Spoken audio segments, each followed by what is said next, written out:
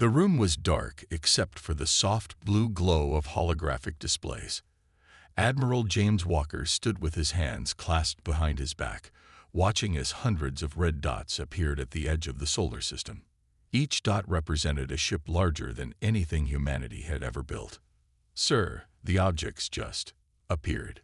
No warning, no wormhole signature, nothing we've ever seen before," said Lieutenant Rogers, his fingers dancing across the control panel.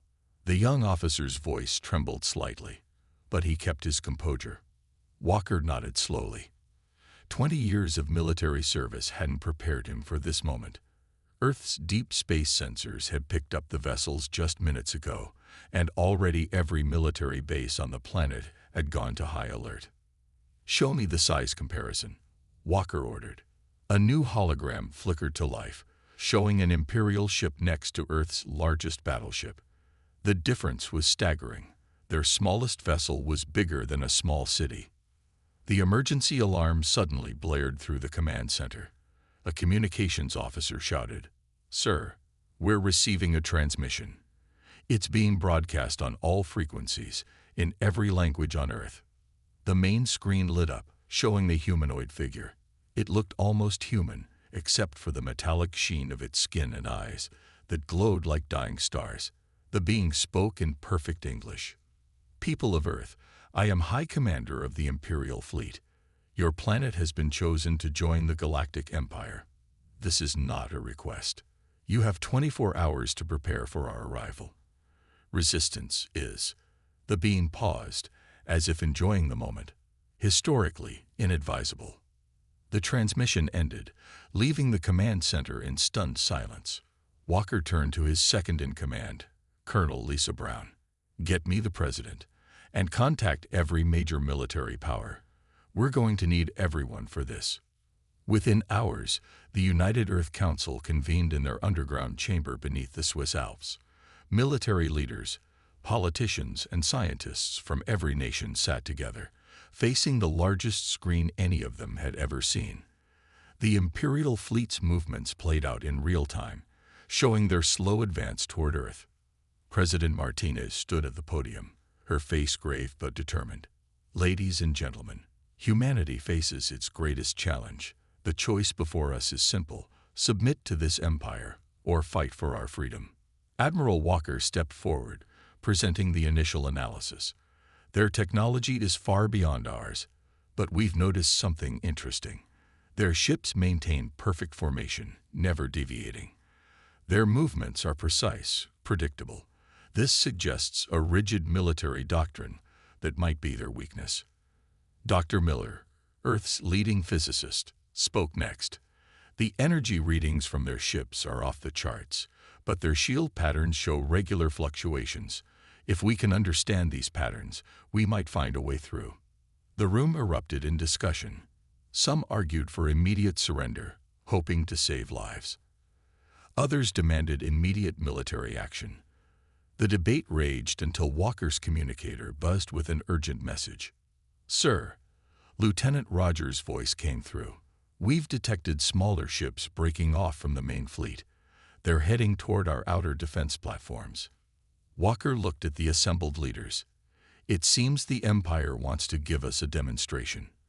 The room fell silent as they watched the Imperial scouts approach Earth's orbital defenses.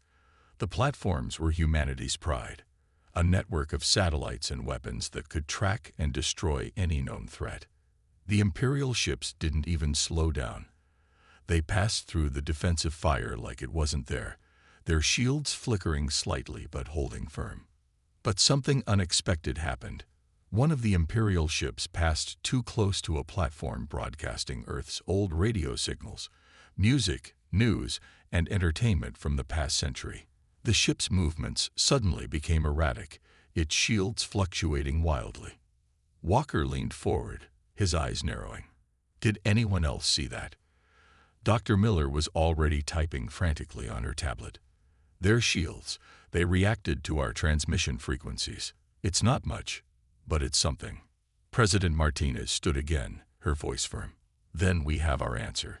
Humanity didn't come this far to bow before the first empire that showed up at our door." She looked around the room, meeting each person's eyes. Send our response to the Empire. Tell them Earth needs more time to prepare for their arrival. And then, my friends, we prepare for war. As the leaders dispersed to their tasks, Walker remained, studying the Imperial fleet's formation. They were powerful, yes, but predictable. And if there was one thing humans had learned through their own bloody history, it was that predictability could be a fatal flaw in warfare. The Empire had just made its first mistake. They had given humanity time to think. 3 days after first contact, the Empire's diplomatic ship entered Earth's atmosphere. It descended through the clouds above Geneva like a massive silver arrow, its hull gleaming in the morning sun. The ship was smaller than the others, but still dwarfed the largest buildings in the city. Admiral Walker stood at the landing zone with President Martinez and other world leaders. His uniform felt too tight around his neck as he watched the ship land. The ground shook as massive landing gear deployed, crushing the reinforced concrete beneath. "Remember," President Martinez whispered to the group, "we play for time. Let them think we're afraid." A door opened in the ship's side, and a ramp extended to the ground. The Imperial Ambassador, Lord Drake, emerged with his entourage. He looked almost human, except for his height, nearly 8 feet tall, and the strange metallic patterns that covered his skin like moving tattoos. "Greetings, Earth leaders," Drake said, his voice smooth and cultured. "I trust you've had enough time to consider your position." President Martinez stepped forward, bowing slightly. "Ambassador, we're honored by your presence. Please, join us in our council chamber." The underground chamber had been prepared carefully. The seats were too small for the Imperial delegates, the air slightly too warm for their comfort. Small disadvantages, but Walker knew that in negotiations, every detail mattered. Once everyone was seated, Drake spoke again. "Let me be clear about what the Empire offers. We will uplift your species, give you technology, show you the stars." He paused, his metallic eyes scanning the room. "In return, we require only 3 things." He held up one long finger. "First, Earth's resources will be managed by Imperial administrators." A second finger rose. "Second, your military forces will be integrated into our fleet." A third finger joined the others. "Third, a portion of your population will be relocated to develop other worlds." The room remained silent, but Walker noticed several leaders' hands tightening into fists beneath the table. "And if we refuse?" someone asked. Drake smiled, showing teeth that looked like polished steel. "Refuse. No one refuses the Empire. But let me show you why." He pressed a button on his wrist device. A hologram appeared in the center of the room, showing a planet much like Earth. Then the image changed, showing the same planet stripped of its forests. Its oceans turned brown, its cities transformed into massive mining operations. "This was the last world that tried to resist," Drake said softly. "They fought bravely. They died bravely. Don't make their mistake." Walker watched the other leaders' faces. Fear, anger, despair, but something else too. Determination. President Martinez spoke carefully. "This is a significant decision. Our people are divided. We need time to prepare them." "Time?" Drake laughed. "You've already delayed 3 days. But very well. You have 48 more hours. The Empire is generous to its future subjects." After the Imperial delegation left, the real meeting began. "Dr. Miller," Walker called out, "what did you find?" The scientist stepped forward, her eyes bright with excitement. "Their technology is amazing, but it's also incredibly standardized. That ship they arrived in. My team detected the same shield fluctuations we saw before. They haven't modified their systems to account for our broadcast frequencies. Could we use that?" Walker asked. "Maybe. But there's something else." She projected her own hologram. "Look at their ship designs. Perfect symmetry. No wasted space. No variations. Their entire civilization seems built on absolute order." Colonel Brown spoke up. That's their weakness. They're so focused on perfection, they've lost adaptability. When was the last time they faced real resistance? Walker nodded. They're not conquerors anymore. They're administrators. They've forgotten how to fight someone who fights back. But their technology. Someone started. Technology isn't everything. Walker cut in. How many times in Earth's history has a technologically superior force been defeated by guerrilla tactics? By unconventional thinking. By sheer determination. President Martinez stood up. Admiral Walker is right. Humanity's greatest strength has always been our ability to adapt, to think differently, to work together in the face of overwhelming odds. She looked around the room. We've spent centuries fighting each other. Now it's time to show the galaxy what happens when we fight together. As the meeting ended, Walker received an urgent message. The deep space sensors had detected something new. Some of the Empire's ships were breaking formation, moving to surround Earth. The Empire wasn't planning to wait 48 hours. The real test was about to begin. The underground lab hummed with activity as Dr. Miller worked on the captured Imperial probe. Her team had been working nonstop for 36 hours, trying to unlock its secrets before the Empire's deadline expired. Coffee cups littered the workstations, and the air smelled of electronics and determination. "There," she exclaimed, pointing to her screen. "Look at this pattern in their shield matrix." Admiral Walker leaned closer, his tired eyes struggling to focus on the complex diagrams. "What am I looking at, Doctor?" "Their shields are perfect, too perfect. They operate on exact frequencies, never changing, never adapting. It's like they solved the problem of defense once and never looked back." She pulled up another screen showing Earth's experimental shield designs. "Our shields are messier, but they're flexible. They change and adapt." Before Walker could respond, an alarm blared through the facility. Colonel Brown's voice came over the speakers. "Multiple Imperial ships breaking formation. They're moving to attack positions." Walker grabbed his phone. "How long until they're in strike range?" 20 minutes, maybe less." "Doctor," Walker turned to Miller, "please tell me you have something we can use." She smiled, her eyes gleaming. "Remember how their shields reacted to our old radio signals? We've modified our defense satellites. Instead of just broadcasting random frequencies, they're now sending targeted pulses that match the natural harmonics of Imperial shield systems. In simple English, Doctor, we can punch holes in their perfect shields. Small ones, but they're there." Walker was already moving. "Get that data to every military base, every ship. Now." Across the globe, underground hangars opened, revealing Earth's hidden fleet. The ships weren't as large or elegant as Imperial vessels, but they were built with one purpose: to protect Earth at any cost. Each one carried Dr. Miller's new shield technology and weapons modified to exploit Imperial weaknesses. In orbit, the first Imperial ships opened fire on Earth's defense platforms. Their energy beams were devastating, but they hit only empty space. The platforms had been moved hours ago, replaced with decoys broadcasting false signals.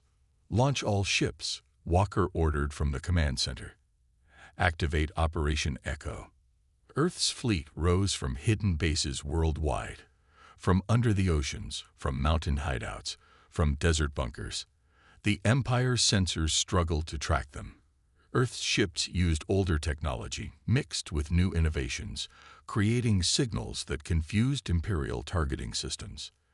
The first battle began over the Pacific Ocean. An Imperial cruiser fired at an Earth destroyer, expecting it to be destroyed instantly. Instead, the destroyer's shields flickered with random patterns, deflecting most of the blast. The return fire wasn't particularly powerful, but it was precisely targeted at the fluctuation points Dr. Miller had discovered. "It's working," Lieutenant Rogers shouted, watching the battle unfold. "Their shields are weakening." But the Empire wasn't helpless. Their ships began to coordinate, concentrating fire on single targets. 2 Earth vessels erupted in flames, their crews barely managing to escape in life pods. "They're adapting," Walker muttered. "Faster than we expected." Dr. Miller spoke up from her station. "But not fast enough. Look at their formation. They're still following standard attack patterns. They can't break free from their training." She was right. The Imperial ships moved with deadly precision, but their movements were predictable. Earth's smaller vessels darted between them, striking at weak points before retreating into the cover of the atmosphere. In Geneva, President Martinez watched the battle from the emergency bunker. "Send the message," she ordered, "to every nation, every city, every person on Earth." Screens worldwide lit up with her face. "People of Earth, the Empire has chosen war. They thought we would surrender, that we would bow before their power. They were wrong. Today, we show them that humanity's greatest strength isn't in our weapons or our technology. It's in our spirit, our creativity, our unwillingness to submit to tyranny." As she spoke, more ships rose from Earth's surface. The Empire had expected to face a divided planet's military forces. Instead, they faced a united Earth, fighting with everything they had. In orbit, an Imperial commander watched with growing concern as his perfect formation began to break apart under the humans' chaotic but effective attacks. He had never seen anything like it. Ships using outdated technology alongside innovative tactics, creating confusion and chaos in his carefully planned assault. For the first time in centuries, the Empire faced an enemy who didn't play by their rules, and they didn't know how to handle it. Lord Drake stood before the holographic display of his command ship, watching Earth's forces with growing frustration. What should have been a simple demonstration of Imperial power had turned into an embarrassing series of failures. "Launch the main fleet," he ordered. "No more games. Show them true Imperial might." In Earth's command center, Admiral Walker watched as hundreds of massive Imperial ships moved into attack position.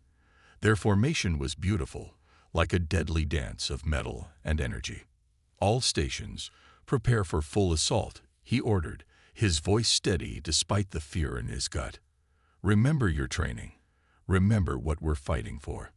The Empire struck with overwhelming force. Energy beams lit up Earth's sky like new suns. Their first volley destroyed 30 of Earth's ships and damaged dozens more. The second volley took out most of the visible defense platforms. But Earth was ready. "Activate the buried platforms," Walker commanded. Across the planet, hidden weapons platforms emerged from underground bunkers, from ocean depths, even from within mountains. They weren't where the Empire expected them to be. None of Earth's defenses were where they should be. Dr. Miller's voice came over the command channel. "Admiral, the frequency disruptors are ready. Permission to activate. Do it." Suddenly, every radio, TV station, and communication device on Earth began broadcasting on specific frequencies. The frequencies Dr. Miller had discovered in the Imperial shields. The effect was immediate. Imperial shield systems began to fluctuate wildly. "Now," Walker ordered, "all ships, attack pattern Delta." Earth's remaining fleet moved in perfect chaos. Small, fast ships darted between the Imperial vessels, firing precisely at their weak points. Larger ships provided cover fire, their weapons modified to exploit the shield disruptions. An Imperial captain watched in horror as his ship's perfect shields began to fail. "Impossible," he muttered. "These primitives, they're using our own harmonics against us." The battle raged across Earth's orbit. Imperial ships, their shields weakened, took real damage for the first time. But they weren't defeated.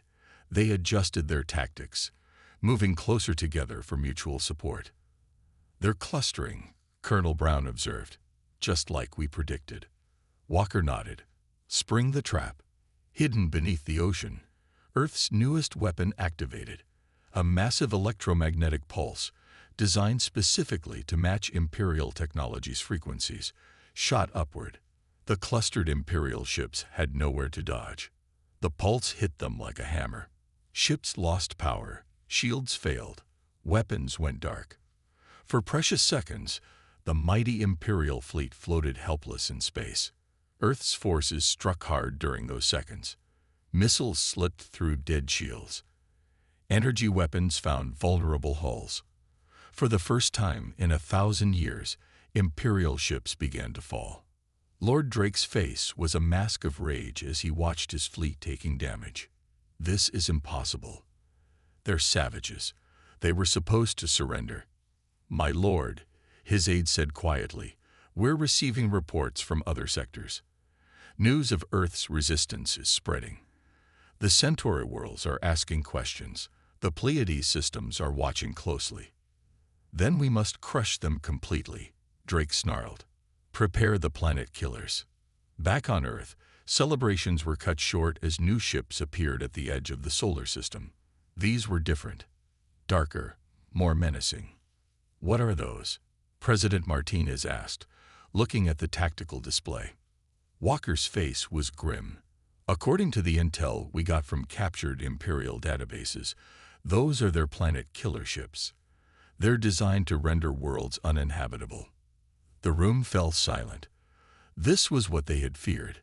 The Empire getting desperate enough to consider destroying Earth completely. But Dr. Miller was smiling. Admiral, she said, remember how their shields work on perfect harmonics? Well, the bigger the ship, the more precise the harmonics need to be. And those ships, she pointed at the planet killers. Those ships are very, very big. Walker understood. The Empire's greatest weapons might just be their greatest weakness. Earth had bloodied the Empire's nose. Now it was time to show them what humanity could really do when pushed too far. The real battle was about to begin. The planet killer ships moved slowly through the solar system, their massive hulls blocking out the stars behind them. Each one was the size of a small moon, bristling with weapons designed to crack planets open like eggs. In the command center, Dr. Miller worked frantically at her console. The harmonics are perfect, she said, not looking up. Too perfect. If we hit them with enough conflicting frequencies. How many frequencies? Walker asked.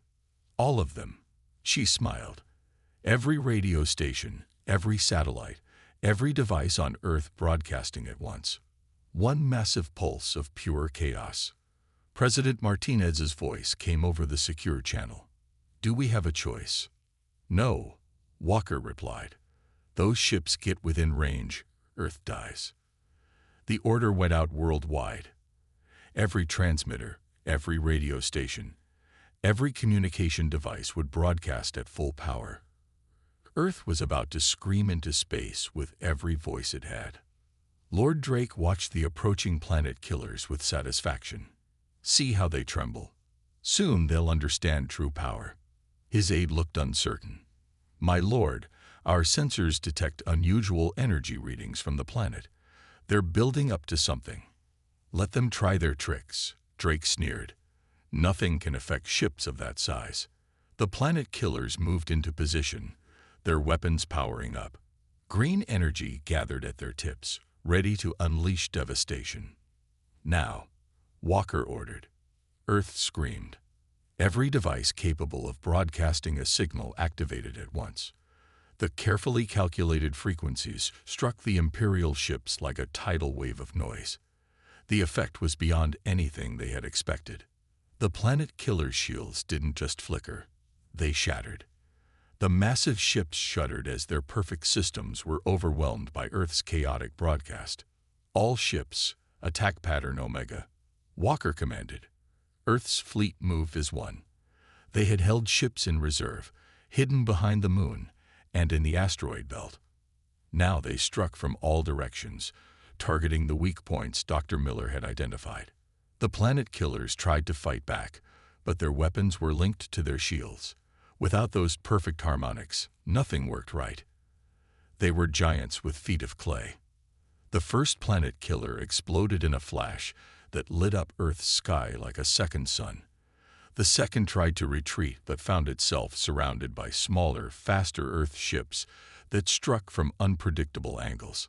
In his command ship, Lord Drake watched in horror as his ultimate weapons were torn apart by what he had called primitives. Impossible. This can't be happening. His aide's voice was shaking. "My lord, we're receiving transmissions from the fleet. Some ships are surrendering." Surrendering? To savages.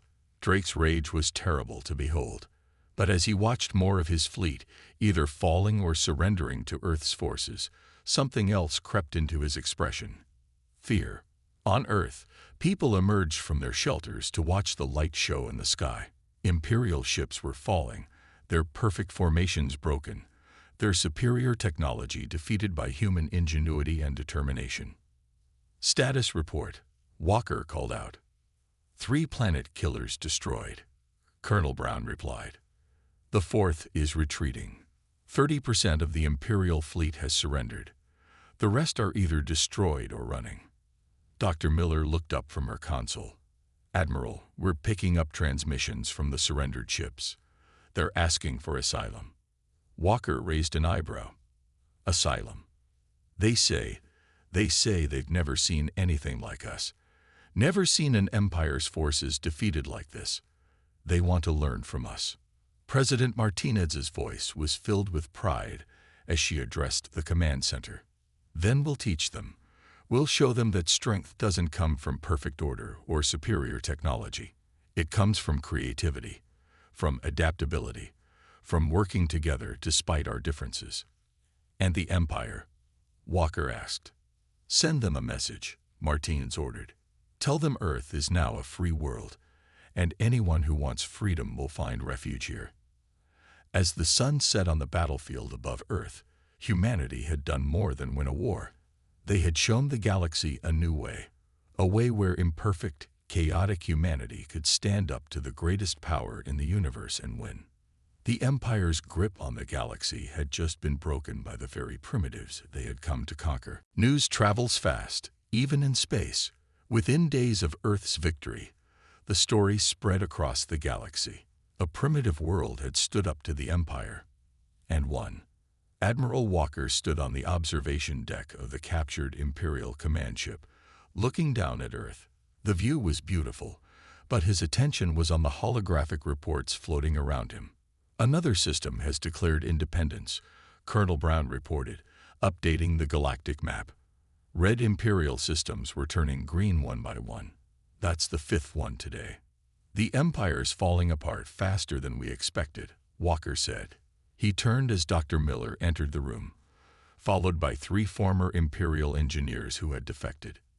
"Admiral, you need to see this," Miller said, excitement in her voice.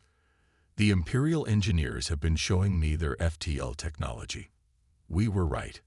They've been using the same designs for thousands of years, never innovating, never improving." One of the engineers, Mark, he had chosen an Earth name, stepped forward. "We were taught that perfection had been achieved. Questions were discouraged." He looked down. "Until we saw how Earth fought, how you adapted and changed. It made us think for the first time in generations." The room's display screen lit up with President Martinez's face. "Admiral, we're receiving requests for help from dozens of worlds. They want to learn our defense techniques. The Empire won't let them go easily," Walker warned. "No," Martinez agreed. "That's why we're forming the Free Systems Alliance. Earth will teach them how to fight back." As if to emphasize her point, alarms suddenly blared through the ship. Imperial battle group detected. Lieutenant Rogers called out, "They're attacking one of the newly independent systems in the Orion Arm." Walker's decision was instant. Launch the fleet. Show them how Earth protects its allies. Earth's ships, now upgraded with modified Imperial technology, jumped to light speed. They emerged near a small agricultural world where Imperial ships were beginning their attack. "Same old tactics," Brown observed, watching the Imperial formation. "They never learn." "That's our advantage," Walker said. "All ships, execute Freedom Protocol." Earth's fleet split into seemingly chaotic groups.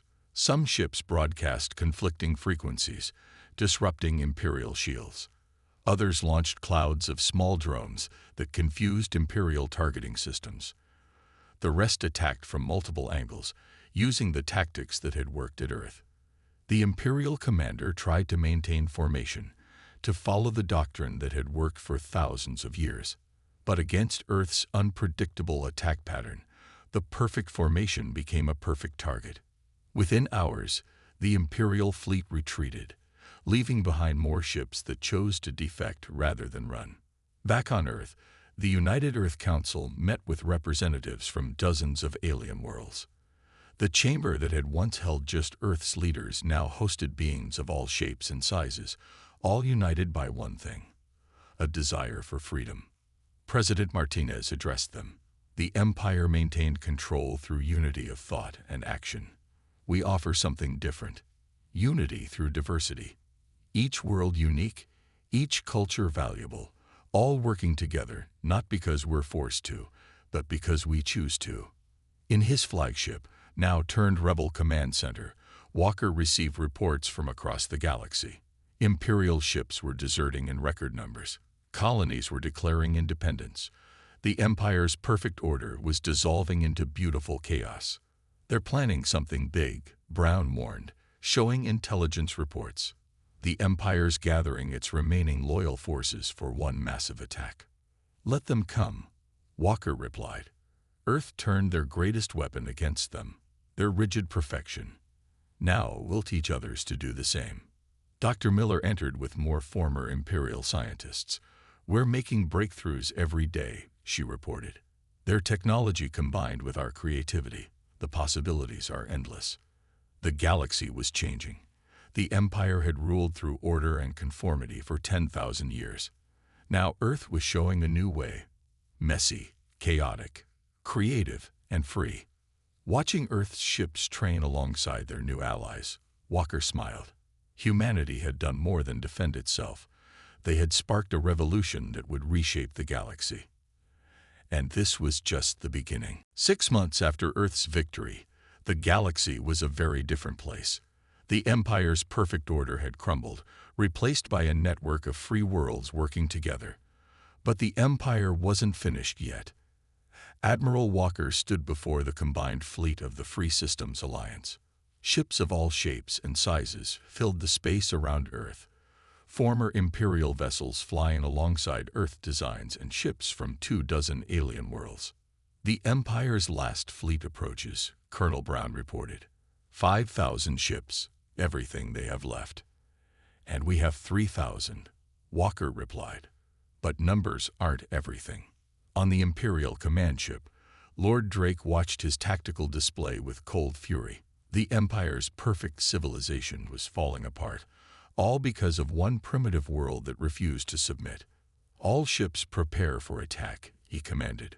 We will crush this rebellion and restore order to the galaxy.